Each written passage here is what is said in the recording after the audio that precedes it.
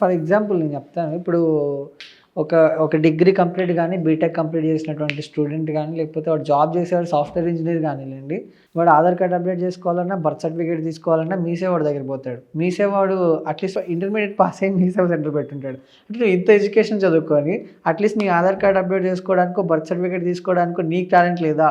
ఎందుకు గవర్నమెంట్‌కి డైరెక్ట్‌గా నువ్వెందుకు నేర్చుకోకూడదు అనేది అలా ఏం లేదండి. మీరు స్టార్టింగ్‌లో ఆధార్ కార్డ్ వచ్చిన స్టార్టింగ్‌లో కొత్తగా ఆప్షన్ లేదు. వాళ్ళు నాట్ కొంతమంది ఓన్లీ ఆధార్ కార్డ్.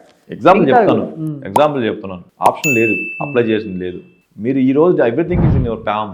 మొబైల్ నుంచి అప్లై చేసుకున్న Aadhaar change, PAN application mobile నుంచి ఉంది. Everything is online now. తెలుసుకోకపోవడం మీ ప్రయారిటీ. నీకు అవసరం అయితే నువ్వు నేర్చుకుంటావు. Necessity is the mother of invention. నీకు అవసరం లేదు అనుకున్నావు, నువ్వు కంఫర్ట్ కోరుకుంటున్నావు.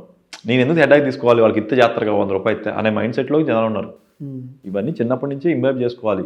కొన్ని మనం చేసుకుంటున్నాగా. ఇన్స్టాగ్రామ్ లాగిన్ అయితే మనమే చేసుకున్నాం, ఎవరో చేసి ఇవ్వట్లేదుగా. మొబైల్ అయితే మనం కొనుక్కున్న మొబైల్లో ఈ జీమెయిల్ ఐడి మనమే లాగిన్ చేసుకుంటున్నాగా. సేమ్ వే నువ్వు గూగుల్ కొట్టచ్చు. ఏ రిక్వైర్మెంట్ కావాలన్నా జస్ట్ గూగుల్కి వెళ్ళొచ్చు.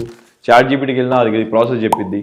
ఇంకా సిస్టమ్స్ ఏంటంటే కొన్ని బయటకి ఇవ్వకుండా కొన్ని ఉన్నాయి. సపోజ్ ఇన్కమ్ సర్టిఫికేట్ ఉంది, అది కూడా మీ సేవ వెబ్సైట్కి వెళ్తే మనం కూడా అప్లై చేయొచ్చు. చాలా మందికి ఏంటంటే ఆ ఎడ్యుకేషన్ లిటరసీ అంటే కంప్యూటర్ లిటరసీ ఉండదు. నీకు నాకు ఉంది, but many people in villages they don't have.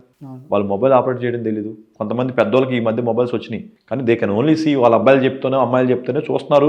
WhatsApp చిన్న చిన్న రీల్స్ చూస్తున్నారు తప్పితే వాళ్ళని అప్లై చేయమండి. మీరు జనరేషన్ మారినప్పుడల్లా కొత్త వాళ్ళకి అలవాటు అవుతుంది.